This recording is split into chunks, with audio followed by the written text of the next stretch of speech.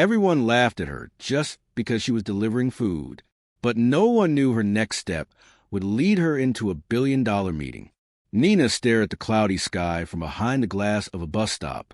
Her fingers clutched the worn strap of her delivery bag. The rain had soaked through her green jacket, clinging to her skin like a cold reminder of how hard the day had already been. Every day, she braved the streets, delivering food across the city. Heat, rain, traffic, stairs. It was all part of the job. So were the whispers, the smirks, and the sideways glances from people who thought they were better. That afternoon, she received a new order. The address led her to the tallest tower in the city's financial district. It wasn't unusual to deliver to tall buildings, but something about this one felt different. Her app displayed only a name and floor number. Hendra, floor 45. No company name, no unit number, just a vague instruction to deliver directly. As she entered the lobby, a gust of cold air from the air conditioner hit her soaked jacket. She adjusted her cap, trying to look presentable, but before she could approach the reception desk, two security guards stepped in front of her.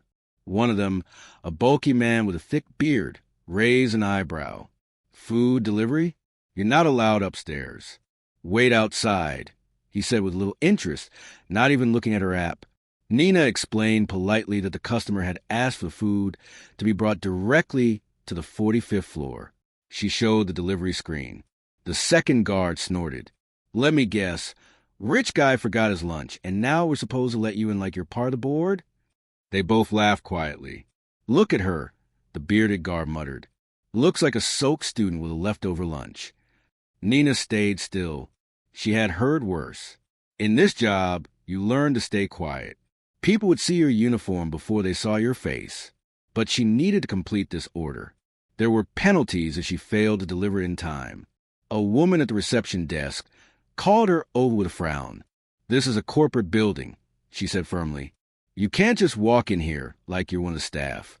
Why don't you ask the person to come down and pick it up?" Nina repeated the same thing. The instructions said clearly, "Deliver to desk." No option to drop off in the lobby. The receptionist sighed and picked up the phone. After a short, tense call, her tone changed. "Fine, you're cleared to go up, but don't take too long." Nina nodded and pressed the elevator button with shaking fingers. As the metal door slid shut, her thoughts raced. She didn't know what kind of place she was walking into, and she had no idea that behind the glass doors of floor 45, a secret meeting was already underway. The elevator moved smoothly upward, humming softly as it passed each floor. Nina glanced at the dim lights above the doors. Floor 12, 17, 29. Her heart pounded louder with every passing number. Drops of rainwater from her jacket dripped onto the carpeted floor beneath her. She wiped her palms on her pants, trying to calm her nerves. Ding. Floor 45. The doors opened to a hallway that looked like the lobby of a luxury hotel. White marble floors, glass walls, artwork hanging in silence. There were no buzzing office sounds, no ringing phones. Just a low murmur of voices behind a large conference room door at the end of the hallway.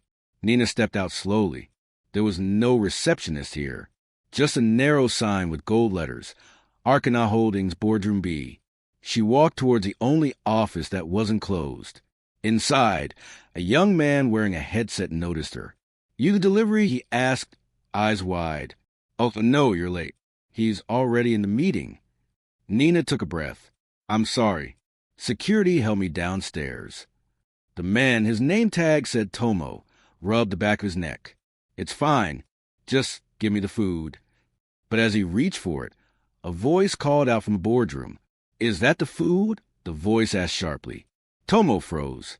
"Yes, sir. Just arrived." The door to the boardroom opened. Nina saw a glimpse of a long table, multiple suited men and women, and at the far end, a man with silver hair and sharp eyes. Clearly the one in charge. Mr. Hendra. He stepped halfway into the hall and looked directly at Nina. "Why didn't you knock?" he asked coldly. Before Nina could speak, one of the four men inside chuckled. "You let food couriers interrupt billion-dollar negotiations now, Hendra?" His accent was thick, his tone mocking. Another man added, "She's soaking wet." Did no one tell her this is a high-level investment meeting? Laughter echoed from inside the boardroom. Not loud, but enough. Nina stood frozen. The plastic bag in her hand felt heavier now. Her wet shoes left faint marks on the floor. She had no idea this was a meeting of that scale. She wanted to disappear, but she couldn't move. Not yet. Tomo stepped between her and the others. "Try and take the food quickly. Sir, it's best we just bring it inside and continue." "Let her come in," said a voice. A woman's voice. Calm, measured. Everyone turned. At the end of the table sat a dignified woman in her 60s, dressed in an elegant navy suit, her silver hair tied neatly. She had barely spoken since the meeting began. Now, all eyes were on her. "I want to see the person who interrupted this meeting," she said softly. Mr. Hendra seemed hesitant, but nodded. "Come in," he told Nina. The moment she stepped into the room, the air shifted. The investors watched her with mild amusement, like spectators at a strange play. Nina looked straight ahead, holding the food steady. The woman at the end of the table narrowed her eyes as she looked at Nina's face. Her fingers gently touched her chin in thought. "You look familiar," she whispered. Silence fell across the room. Nina blinked. She had never met this woman before. At least, that's what she believed. For a moment, no one in the room moved. The elegant woman at the end of the table kept her eyes locked on Nina's face, studying every detail as if she were looking through a fog of time. Nina stood stiffly, unsure whether to speak or just hand over the food and leave. "What's your name, dear?" the woman asked. "Nina," she replied quietly. The woman tilted her head. "And your mother's name?" Nina hesitated. Ronnie Kuzuma." The moment she said the name, the woman sat back in her chair. Her expression changed, not to shock, not confusion, but to something far deeper. Her hands trembled slightly, just for a second, then she exhaled, slowly. "Ronnie, she used to run a food stall in Pazer Lama, didn't she?" Nina nodded, eyes wide. "Yes, but that was years ago." The woman smiled faintly. "She once gave me food for free. Every night for weeks. I had just gone bankrupt. Lost everything. She never asked why I came with empty pockets. She never judged me. Just gave me warm rice and said, 'Eat first. Life is hard enough without an empty stomach.'" Gasps rose from around the table. One of the four men leaned toward the other, whispering something under his breath. "You knew her?" Nina asked, her voice barely a whisper. "I owed your mother a debt I never repaid," the woman said firmly. "And now, her daughter walks into my meeting, carrying food, standing tall, even when humiliated by those around her." Everyone in the room suddenly became very still. The tone of the meeting had changed. No one laughed anymore. Tomo looked down, embarrassed. Mr. Hendra's jaw tightened. "I apologize," the woman said, her eyes now on Nina. "No one should have treated you this way. You've shown more dignity than some people wearing $10,000 suits." The room went silent. One of the younger executives tried to change the subject, nervously shuffling papers. But the woman raised her hand to stop him. "Let her sit for a moment," she said. "This meeting can wait. I want to hear more about her." Nina's breath caught. I'm just a delivery worker, ma'am.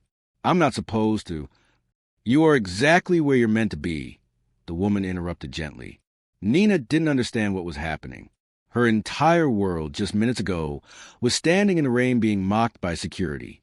Now, she was inside a marble boardroom with powerful people who suddenly looked at her with something close to respect, or even awe. One of the foreign investors leaned forward, curious. "This woman, she helped you once?" "She helped me survive," the woman said, her voice firm. "And sometimes survival is the most powerful gift of all." The air in the boardroom shifted once again. Nina had not said much. She had simply stood still, listened, answered question, but her presence now filled the room like a quiet storm. And behind the glass walls, the city buzzed as always, unaware that a girl who delivered food had just become the center of a conversation that could change everything. Nina sat at the edge of the long conference table, unsure of what to do with her hands. Her delivery bag was on the floor beside her, dripping quietly onto the carpet. Her clothes were still damp, and her shoes squeaked softly when she moved her feet. Every second felt surreal. Around her sat men and women in suits worth more than her entire year's salary.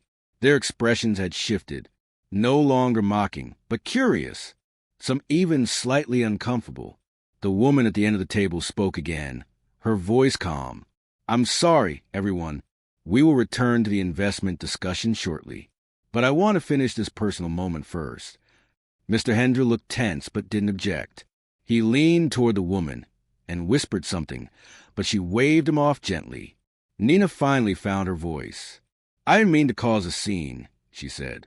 "I was just doing my job."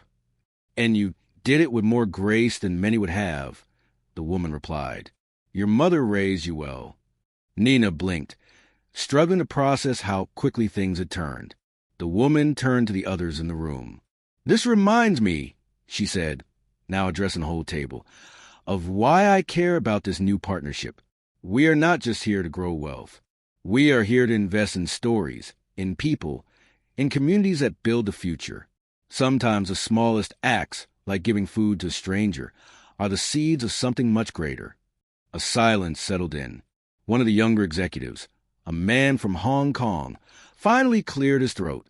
"So, is this young woman part of our proposal somehow?" he asked carefully. "Not yet," the woman answered. "But perhaps she should be." Nina looked up, startled. "What do you mean?" The woman smiled. "What do you dream of, Nina?" The question hit harder than Nina expected. No one had asked her that in years. Her dreams had always taken a backseat to survival. Her dreams had been buried under bills, hospital visits, and long nights. I used to want to run a kitchen," she said quietly.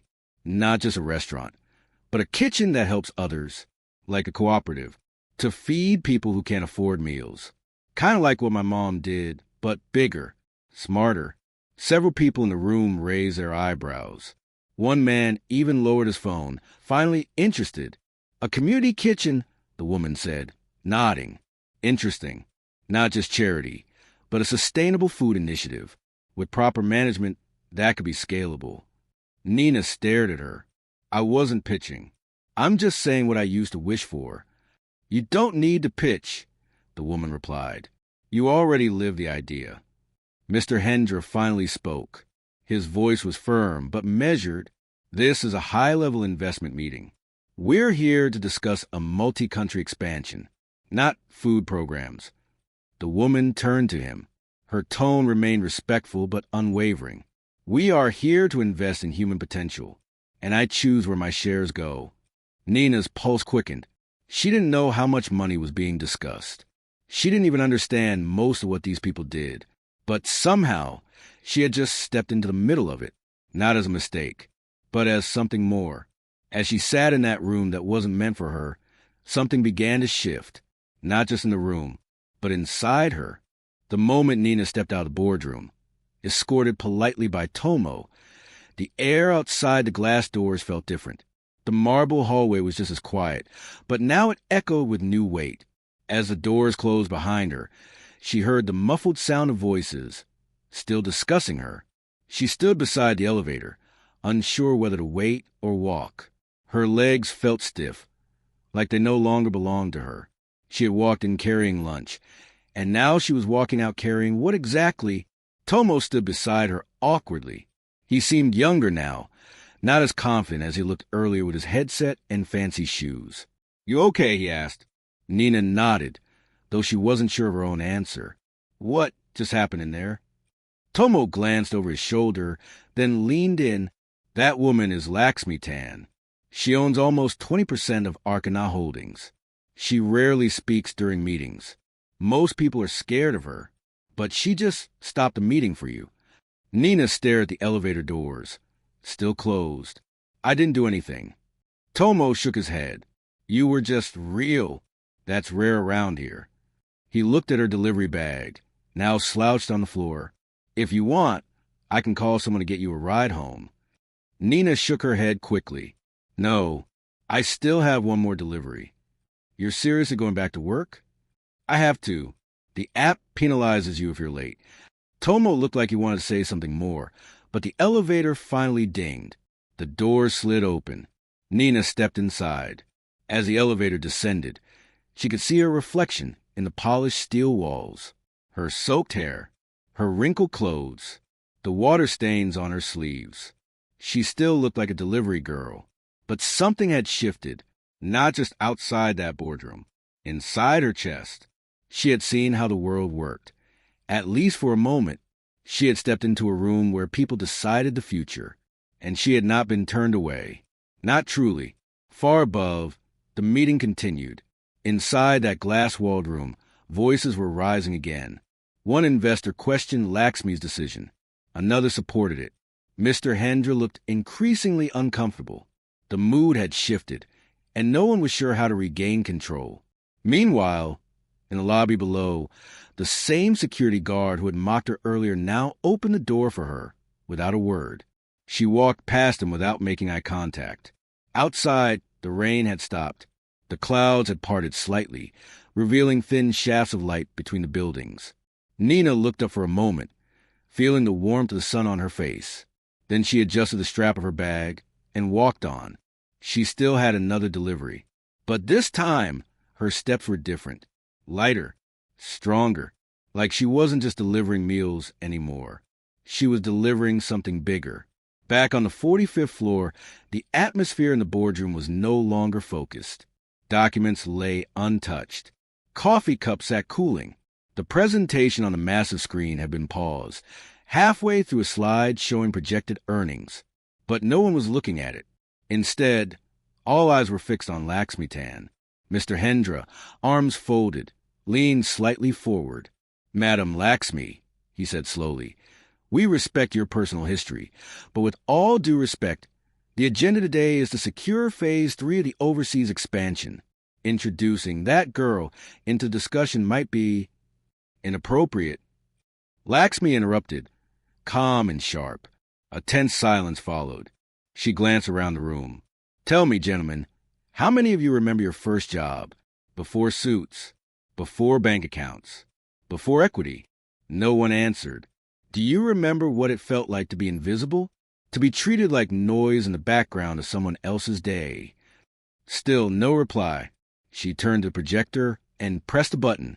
The screen blinked, and instead of business charts, a grainy photo filled the wall, an old market stall lit by hanging bulbs, a woman stirring a pot while a child peeked from behind.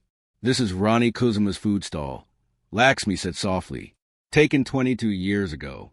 I used to sit there every evening, dirty, broke, with no direction. She fed me when I could pay nothing. That act did not just fill my stomach. It gave me back my dignity." A few investors lowered their eyes. "And now," she continued, "her daughter stands before us, working in the rain, being mocked by people who believe wealth grants them superiority. I cannot ignore that. I will not." The man from Hong Kong leaned forward, thoughtful.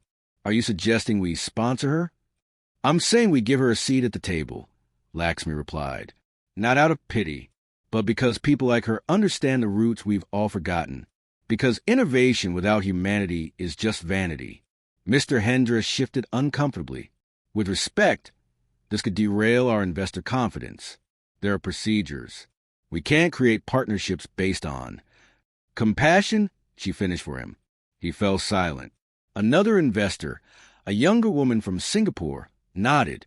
"Actually, a scalable community kitchen project could align with our sustainability branch. It's not as far off topic as it sounds." The discussion slowly began to shift. Ideas surfaced. Questions were asked. What if Nina's vision could be shaped into a real model? What if her lived experience became part of the new social arm of Arkana Holdings? What if this moment, this interruption, wasn't disruption at all, but a spark? Meanwhile, far below, Nina stood at another building, another delivery, another elevator, another name she didn't recognize. But this time, something inside her was different. She was no longer walking with her head down. She was carrying something new, a presence, a memory, and echoes from a room that was never meant for her, but had already begun to remember her name. That evening, the rain returned. It wasn't heavy, just a quiet drizzle that blanketed the city in a soft, cold mist. The kind of rain that blurred car lights and made the world feel slower. Nina zipped up her jacket as she stepped off a city bus near her neighborhood. The wind smelled of wet earth and street food. She had just finished her final delivery. Her earnings today weren't much more than usual. The app still paid the same per trip. Her shoulders still ached. Her shoes were still damp. But her thoughts were somewhere else entirely. She kept replaying everything in her head. The look on the investors' faces. The way the woman, Laxmi, had spoken her mother's name. The way the whole room had gone quiet. And then that single sentence. I will not ignore her. No one had ever said anything like that about her before. She passed the small alley that led to her house. Dim yellow lights flickered above cracked walls. At the corner, a group of neighbors were huddled under a tarp, playing cards. Someone was boiling instant noodles nearby. A radio played an old love song. Nina stopped at the door of her home. The paint was peeling. The lock had to be jiggled just right to open. She stepped inside and heard the soft breathing of her mother asleep in the next room. Her brother's backpack was on the floor. His shoes, muddy from school, sat in a crooked line. Everything looked the same, but she felt different. She sat on the floor, stretched out her legs, and pulled out her phone. A new notification appeared. Unknown number. Nina, this is Tomo. Madam Laxmi asked if you'd be available for a follow-up discussion. She'd like to speak with you in person tomorrow morning, if you're willing. Nina stared at the screen. 1,000 thoughts flooded her mind. She had no fancy clothes, no degrees, no connections. But someone at the top had remembered her mother, and now they were calling her name. The screen buzzed again. Another message. Tomo, she said to tell you it's not an interview. It's a conversation. Nina exhaled. Outside, the rain continued tapping gently on the roof. But this time, it didn't feel like something trying to wash her away. It felt like something waking the ground beneath her. The next morning, the sun peeked through the clouds for the first time in days. It cast golden streaks across the narrow streets of Nina's neighborhood, making puddles shimmer like fragments of sky on the ground. Nina stood in front of her mirror, holding her only clean blouse. It was slightly wrinkled, a little tight around the shoulders, but it was the best she had. She pulled her hair back into a neat ponytail and checked her shoes. Still damp from yesterday, but at least they weren't muddy. She didn't own makeup. She didn't wear perfume. She had nothing to cover up who she was. She would go as herself. The same girl who delivered food. The same girl whose mother used to feed strangers with empty wallets. She arrived at the Arcana building 30 minutes early. This time, the security guards didn't stop her. They nodded and opened the gate without a word. Even the receptionist smiled, politely pointing her toward the elevator. No one laughed. No one rolled their eyes. It was as if everything had shifted overnight. The elevator ride felt shorter than before. She didn't fidget this time. Her hands were calm at her sides. When the doors opened, she was greeted not by marble silence, but by Tomo, smiling awkwardly with 2 paper cups of coffee in his hands. Morning, he said. Hope you like black coffee. It's all we've got. She nodded and accepted the cup. Thank you. She's waiting in the executive lounge, he said. And don't worry, it's just the 2 of you. Nina followed him past a set of glass walls and into a quiet room with soft chairs, bookshelves, and a view of the city stretching far beyond the windows. Laxmi stood near the window, hands behind her back, watching the morning light fall across the skyline. She turned when Nina entered. Thank you for coming. Nina nodded. I wasn't sure what to wear. You wore honesty, Laxmi replied. That's more than most. They sat across from each other. For a moment, neither spoke. The city hummed in the distance, cars below, birds above, and time itself slowing in that quiet room. I want to help you, Laxmi said simply. Nina looked up, startled. Why? Because someone once helped me when I was nothing, she said. And your mother did something rare. She gave without expectation. You continued that, just by showing up, carrying food for others, walking through rain while people laughed. That is dignity. Nina swallowed. I don't know how any of this works. I don't know business or finance. Then I'll teach you, or I'll find the people who will. Laxmi pulled out a folder. Inside were several pages, sketched outlines, concepts, a proposed model of community kitchen, one that could operate in underserved neighborhoods with local food sourcing and job training. This, Laxmi said, tapping the folder, is based on your dream. We can build it, with you at the center. Nina felt her hands tremble. Why not just build it yourself? Because the soul has to come from someone who lived it. Nina sat back, stunned. Her world until now had been filled with short-term goals. Get through the shift, pay the bills, buy medicine. She never imagined someone would offer her the future. But it was here, in her hands, waiting to be opened. The days that followed moved faster than Nina could process. What began as a conversation in a quiet lounge became a ripple that stretched far beyond her small life. Laxmi had kept her word. Within 48 hours, Nina was introduced to a small, trusted team, 2 legal advisors, a project consultant, and a young culinary operations manager. They didn't wear flashy suits. They listened. They asked questions, not about her resume, but about her values. What kind of food would you serve? One of them asked. What kind of people would you hire? Asked another. How do you see this growing without losing its soul? Asked Laxmi herself. Nina answered every question with the only thing she knew: experience, instinct, and her memories of her mother's stall. She talked about how people didn't just come to eat, but to talk, to rest, to breathe. She remembered her mother always saying, "You feed the hunger in the stomach, but also the one in the heart." By the end of that first meeting, they weren't just drawing ideas. They were building something real. But not everyone was ready to support it. Behind closed doors, tensions brewed. Mr. Hendra, who had once led the expansion project without question, now found himself losing ground. His investors were curious. Why was the board suddenly diverting attention and funds to a social project? Why was a food delivery girl involved in a strategic planning meeting? He called for a private session with Laxmi. "You're gambling with trust," he warned. "If we back this girl and it fails, we don't just lose money. We lose credibility." Laxmi didn't flinch. "You want to know what I see when I look at her?" she said calmly. "I see someone who didn't wait to be told she was worthy." She just kept going. "She reminded me of myself before titles, before balance sheets, before people started calling me madam." Hendra leaned back, skeptical. She doesn't know this world. And that's exactly why she needs to be in it. Meanwhile, Nina continued learning. She spent her evenings reading basic business books. She watched tutorials on budgeting and food sourcing. She took notes obsessively and asked questions no one else dared to ask. What happens if we run out of rice halfway through the week? How do we pay people fairly but stay sustainable? How do we make sure no one goes hungry when profits dip? She wasn't interested in appearances. She was building a system that could last. But in the background, pressure mounted. Some partners wanted results. Others wanted her gone.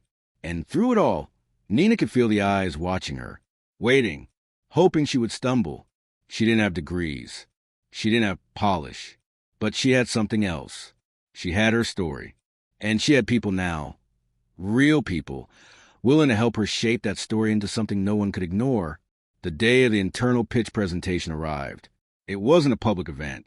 No cameras. No media. Just a board of Arcana Holdings, several senior partners, and a few invited stakeholders. At the center of the agenda, slotted between 2 multi-million-dollar investment reports, was an item that had never appeared before. Community Food Infrastructure Proposal, presented by Nina Kuzma. When Nina entered the room, she wore the same blouse she had worn during her first conversation with Laxmi. It had been ironed neatly. Her shoes were polished, even though the soles were thinning. She carried no laptop, just a small black folder and a notepad filled with handwritten thoughts. Tomo met her at the door. He smiled nervously. "You ready?" Nina inhaled deeply. "No, but I'm going in anyway." The room was already filled. Mr. Hendra sat near the center, arms crossed. Other members chatted quietly, sipping coffee, tapping on tablets. Some of them barely glanced her way, until Laxmi stood. "Everyone," she said, "I'd like you to meet someone you've already heard about. Her name is Nina Kuzuma. She's here not because of charity, not because of connections, but because her ideas speak to something we've forgotten, how to rebuild from the ground with dignity and purpose." Nina walked to the front of the room. No microphone, no slides, just her voice. She began with a story, not charts, not projections, a story about her mother's stall in the market, about the rainy nights, about how food was never just food. It was shelter, it was warmth, it was safety. She spoke of children who lined up after school with coins in their pockets, and old men who had no coins at all. She described how her mother never turned anyone away, not once. Then she explained how that memory became a model, a place that served food at low cost, but also trained single mothers to cook, taught teenagers to manage a kitchen, invited local farmers to supply produce directly. "People don't want handouts," she said. "They want a seat at the table. My mother gave them that. I want to do the same." She ended by unfolding a simple, hand-drawn diagram of the kitchen network she imagined, scalable, locally sourced, community-driven.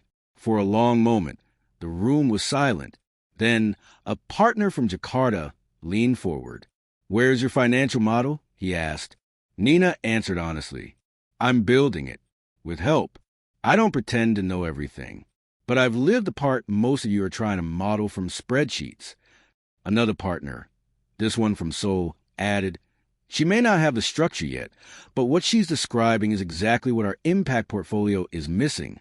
Mr. Hendra raised his hand calmly. "I'm not against community programs," he said, "but let's be honest. We don't even know if she can manage a single kitchen, let alone build a network. We're gambling credibility." Nina looked at him directly. "Then start with one," she said. "If I fail, you'll know. But if I don't—" She paused. "You'll be investing in something that feeds both hunger and hope." Laxmi stood beside her. She didn't need to say anything. Everyone already knew her stance. Votes were taken. Minds shifted. And when the results were tallied, it was unanimous, not to fully fund, but to pilot. A 6-month trial. One kitchen. Fully supported. Nina in charge. It wasn't a victory parade. It wasn't a billion-dollar deal. But it was something far more real. It was a chair at the table. The kitchen was nothing like the polished offices Nina had stood in days earlier. It was an old and used community space in the edge of North Jakarta, walls yellowing with time, cracked tiles on the floor, and a lingering smell of dust and old gas. The stove hadn't worked in years. The plumbing needed replacing. The back door creaked like a haunted house in every breeze. But to Nina, it was perfect. It was real, and it was hers to rebuild. She rolled up her sleeves that first day, along with Tomo, who had, surprisingly, requested to be temporarily assigned to help her during the pilot. "You sure you want to be here?" she asked, looking at him while he struggled to pull down an old ventilation pipe. "I've seen enough spreadsheets to last a lifetime," he said. "This feels better." They worked side by side with local residents. Nina recruited 2 single mothers from nearby stalls to help with basic prep. A teenager named Andri, who had once been caught stealing snacks from a warung, now washed vegetables and mopped the floor. The neighborhood's retired handyman offered to fix the piping for free, as long as there's free coffee. Every day was exhausting. Every day something broke. Every day she asked herself if she could really pull this off. But every night she went home a little stronger than before. By week 2, the smell of food had returned to the kitchen. Simple meals, nasi sayur, bubur ayam, teller sambal, the kind her mother used to make. They were sold on a pay-what-you-can model. Some paid full price.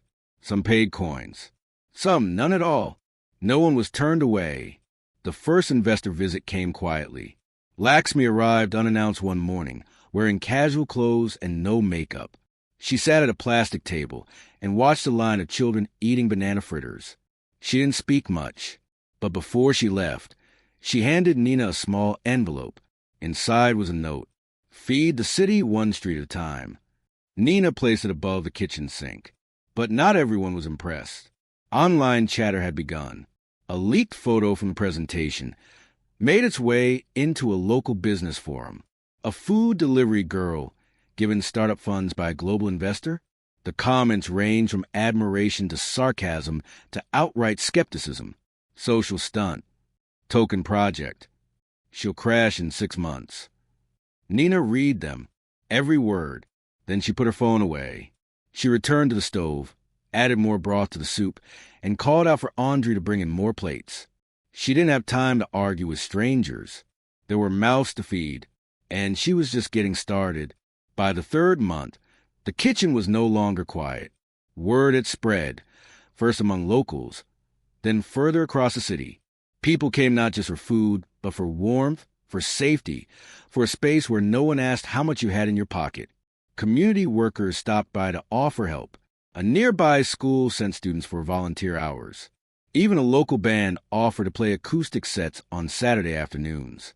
It was becoming something alive. But with growth came friction. One morning, Nina arrived to find graffiti sprayed across the outer wall. This is not charity. It's a scam. She stared at it in silence. Tomo, who had just arrived with trays of eggs, dropped his bag when he saw it. Should we call someone? File a report? Nina shook her head. No, just paint over it. Later that day, a woman in a white blouse and expensive shoes appeared at the door. She introduced herself as the editor of a popular digital media outlet. She wanted to write a feature about how a delivery girl is trying to solve poverty. Nina flinched at the phrasing. That's not what I'm doing. The woman laughed. It's what people will click on. Headlines matter. Nina declined the offer. She didn't want to be part of a story she couldn't control. She knew how fast public praise could turn to ridicule. She had seen it before with other names, viral one day, forgotten the next. Still, her project was beginning to appear in unexpected places. One investor's son posted a video tour of the kitchen.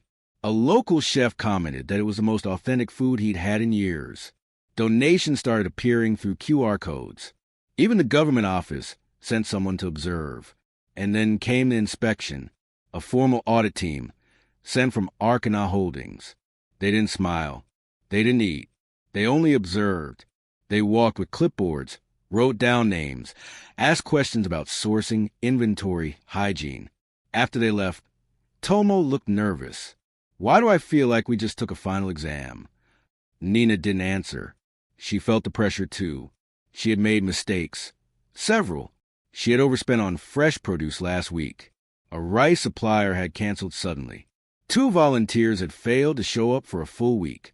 It wasn't perfect, but it was real. The next day, a package arrived at the kitchen. Inside was a sealed report from the Arkana audit team. She opened it slowly, her hands trembling. The first page held only one sentence. Pilot results exceeded expectations. Tucked behind it was a small card, handwritten by Laxmi. Your name was brought up at the board meeting today. Get ready. Nina folded the paper quietly. She walked outside, where Andre was helping a mother carry her food tray to the curb. The kitchen buzzed with life behind her. Rain clouds were forming again above the rooftops. But this time, she wasn't afraid of storms. She had weathered worse. And now, the world was beginning to watch. The invitation arrived 3 days later, printed on thick ivory cardstock, sealed with a gold stamp. It bore the crest of Arkana Holdings and was addressed directly to her, Miss Nina Kazuma. You are cordially invited to attend the annual Arkana Innovation Summit. Your presence is requested at the Investor Roundtable, Panel 3. Topic: Impact Models in Sustainable Urban Food Systems. At the bottom, it read, You will be presenting your findings. Nina stared at the card for a long time, barely breathing. She had known something was coming, but not this.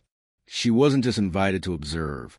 She was being asked to speak at a summit attended by billionaires, economists, developers, and policymakers. She wasn't sure whether to feel honored or terrified. Tomo found her later, holding the card like it might melt in her hands. You're going, he said. Right. I don't have the right clothes, she mumbled. Then I'll find you some. I don't know how to speak like they do. Then speak like you. She looked at him, eyes wide. What if I mess up? He paused, then smiled. You won't. But even if you do, you'll be the only one up there who actually knows what hunger feels like. That night, Nina barely slept. She practiced in her room, speaking out loud to no one. She wrote and rewrote her notes. She stared at videos of past summits online, watching how speakers walked, where they stood, when they paused. By morning, she still felt unprepared, but she got dressed anyway. The venue was a grand hall, glass ceilings, chandeliers, panels glowing with digital projections. Everyone wore tailored suits. Security buzzed through earpieces. Waiters carried trays of sparkling water. Nina stepped in wearing a borrowed navy blazer, simple shoes, and her mother's old wristwatch. She didn't belong, but she had earned the right to stand there. At panel 3, she sat between a professor from Seoul University and the director of a European urban farming fund. Her nameplate read, Nina Kuzma, founder, Jalandapa Project. When her turn came, the lights dimmed slightly. She stood. Her palms were sweaty. Her knees felt like glass, but her voice came steady. She didn't use slides. She didn't show statistics. She told a story of her mother, of a plastic bag of food in the rain, of a moment when she walked into a boardroom by accident and found herself being asked to stay. She ended with a single sentence. We don't need more food courts. We need more courage. The room was silent for a moment. Then came the applause. Not thunderous, but real. One by one, people stood, and from the back of the room, Laxmi watched with her hands clasped in front of her. She didn't smile, but her eyes shone with something far more powerful than pride. Recognition, respect, the kind that cannot be bought or given, only earned. By the following week, her name was everywhere, not in the flashy, viral way that burned out within a day, but in the steady hum of serious discussions. A photo of her standing at the summit podium made its way into industry newsletters. Her quote, "We don't need more food courts. We need more courage," was reposted by a social enterprise leader in Berlin. A nonprofit in Manila requested to visit her kitchen. A city planner from Nairobi asked for her community meal model draft. Suddenly, people wanted to know more about the Jalandapa Project and about the girl behind it. Nina's kitchen, once silent except for clatter of pans and children's chatter, now welcomed guests in business attire. People came from companies, schools, research institutes. Some brought cameras. Some brought notepads. Some brought funding offers. But Nina didn't let it become a spectacle. She made a rule. No one eats unless they sit down with someone they don't know. It became the soul of the kitchen. On Monday mornings, a university student might eat beside a grandmother who shared stories of her village. On Thursdays, a delivery rider would laugh with a startup intern over spicy tempeh. The food was simple. The impact wasn't. She expanded slowly, not for scale, but for stability. She opened a second branch in South Tangerang, run by a woman who had once been evicted with her 3 children. A third was planned near Surabaya, led by 2 graduates from a free culinary workshop Nina had helped design. But the more she grew, the more careful she became. She remembered what Laxmi had told her in one of their private walks. Success isn't speed, Nina. It's depth. And Nina followed that principle. Each kitchen wasn't just a place to eat. It was a place to be seen, to be respected, to be heard. One afternoon, as she was restocking rice with Tomo, he asked her something she hadn't thought about in a while. What are you going to do when the 6-month pilot ends? She looked at him, wiping sweat from her forehead. I'm not waiting for an ending, she said. I'm just making sure the story deserves a next chapter. He smiled, nodding. And if Arkanat pulls out? Then we keep going, she answered, one plate at a time. That night, as the lights dimmed and the last plates were washed, Nina sat alone on the back steps. She looked up at the sky, where clouds floated past quietly. The air smelled of turmeric and wood smoke. And for the first time in a long time, she didn't feel small anymore. She felt like the ground beneath her feet was her own, not borrowed, not granted, but claimed through sweat, storms, and story. The final week of the 6-month pilot came faster than Nina expected. She didn't mark the calendar. She didn't plan a celebration. She just kept showing up one day at a time, like she always had. But quietly, the board at Arcana Holdings had been watching, not just through audit reports or press coverage. They had visited in silence, sending observers disguised as volunteers, interns, even one man who sat in the kitchen corner every Wednesday afternoon, pretending to write poetry while he tracked interactions and meals served. And on a rainy Thursday morning, Nina received a letter, official Arcana stationery, hand-delivered, to Miss Nina Kuzuma. Subject: Final review of Jalan Dapper pilot. Decision: confidential, to be announced in person. The message was brief. She was to attend a private session at Arcana Tower. Same room, same floor, same building where they once told her wait outside because her uniform didn't belong. Now, she would walk in as the head of a program that fed over 13,000 meals, trained 21 local workers, and sparked 6 replication requests from 3 countries. She wore the same shoes she had delivered food in 6 months ago, not because she had no other choice, but because she wanted to remember. When she stepped into the conference room, it was different than before. No investors in suits, no digital slides, no noise, just one person waiting at the table. Laxmi, dressed simply as always. She gestured for Nina to sit. "You've done everything I hoped," she said. "And more." Nina swallowed hard, heart pounding. "I didn't do it alone." "You didn't have to." Laxmi slid a folder across the table. Nina opened it. At the top, in bold letters, Arcana Social Development Division. New department, Jalan Dapper Program. Position, Director Nina Kuzuma. Nina froze. Laxmi continued. "You're no longer a pilot. You're a pillar. Your project will become a core part of Arcana's urban renewal initiative across Southeast Asia. You'll build your team, your kitchens, your vision." Nina blinked, trying to speak, but the words caught. Laxmi smiled. "You're not delivering food anymore, Nina. You're delivering change." The rain tapped softly on the window. Nina looked out at the skyline, the buildings that once looked impossible, the city that once ignored her, the world that once laughed when she walked into the wrong room, now waited for her next move. She stood, slowly, tucked the folder under her arm, and said the only thing that felt true, "I'm ready." Then she turned and walked out of the room. But this time, the doors didn't close behind her. They stayed open, wide, waiting for whoever might come next.